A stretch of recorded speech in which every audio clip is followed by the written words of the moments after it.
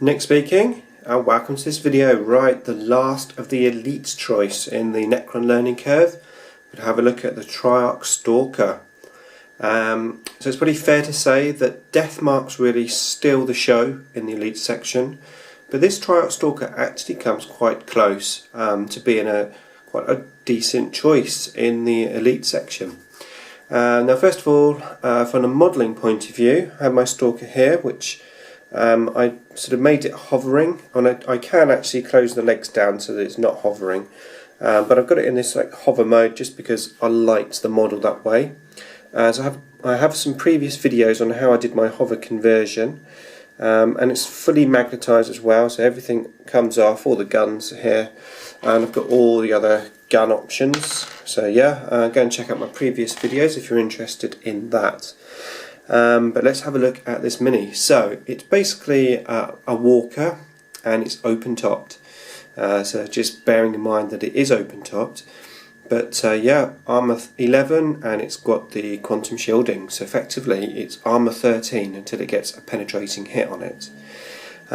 Pretty decent. So this in a lineup of other Necron vehicles like Ghost Arcs, Annihilation Barges, etc. It's going to be a good, a good flanks of vehicles. You may struggle if you take just one of these, and maybe you've got the rest of the army is going to be foot based because it's going to be quite easily targeted out. But if you have a lot of options for your opponent to shoot at, well, it's got a much better chance of surviving. Now, the thing to bear in mind with this is that although it is a walker, it doesn't have any sort of close combat extra abilities. It's just its normal strength 7 attacks, so it doesn't even have power on it. So you have to bear that in mind, and to be fair, when you're in close combat it's not going to do a great deal. So ideally you want to avoid close combat. Now the standard weapon which it comes with for its fixed 150 points is the Heat Ray, which is basically a double melter gun. It's quite a decent gun, and if you want to keep it cheap, it is a good option. You have a few other upgrades. Particle Shredder, Strength 7 Large Blast, it's pretty good, it's only AP4, and again it's 24 inches. And then you have the Twin Linked Heavy Gauss Cannon, which is 36 inches, Strength 9 AP2. Now, I know that the most popular choice is the Melter, and yeah, I can see why. It comes within the points, 2 shots, strength 8 AP1, Melter, brilliant. I have a slight issue with that gun though.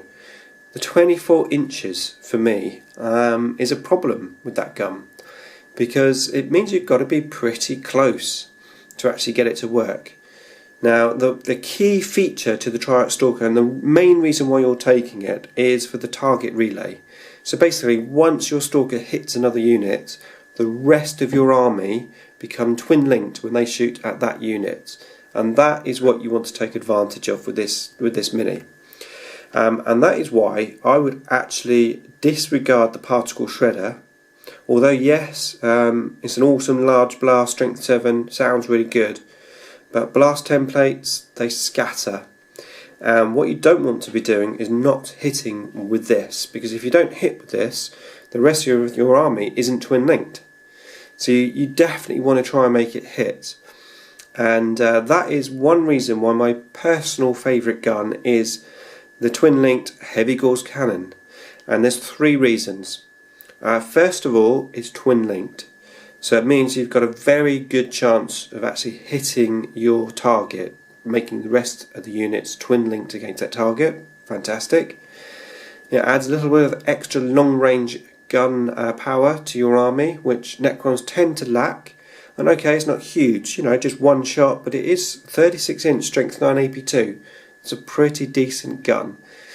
And then 3, because it has that range, the 36 inches, it means you don't have to have it really close to your enemy. You can have it hiding a little bit behind your flanks, maybe possibly even hiding it between, behind a piece of terrain, so that you've got arc of fire to half of your opponent's army, and then you're sort of in cover. Very, very useful.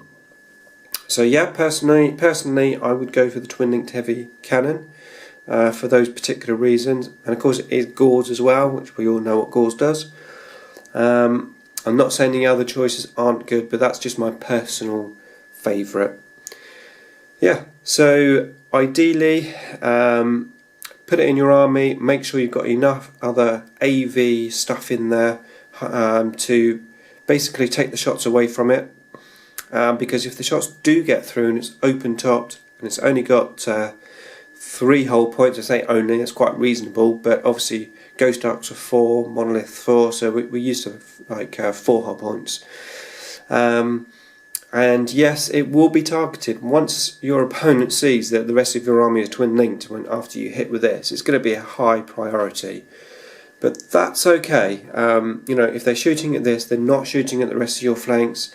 They're not shooting at your scoring units in Ghost Arcs. You know, they're going to be trying to take this out. And if potentially you go the whole hog, have 2 or 3 of these, then that's going to attract a lot of attention. So it's not just about what this can kill, it's about what perception your opponent has of it. How much firepower he puts into it to destroy it. And yes, okay, arguably that's why people say, well, keep it cheap, go for the melter, because you know it's probably going to die quite quickly. But yes, you could argue that, but again, if I'm further away from the enemy because of my longer range guns, then maybe I've got more chance of survival. That's how I look at it anyway. So there you go. Yeah, thoughts, comments, what you think about this guy, what gun you prefer. Have I got it wrong? Have I got it right regarding the gun? Okay, that's it for this video. That's the Elite's Choice covered. And next up we're in Fast Attack, and one of my personal favourites, Wraiths. Okay, more to come.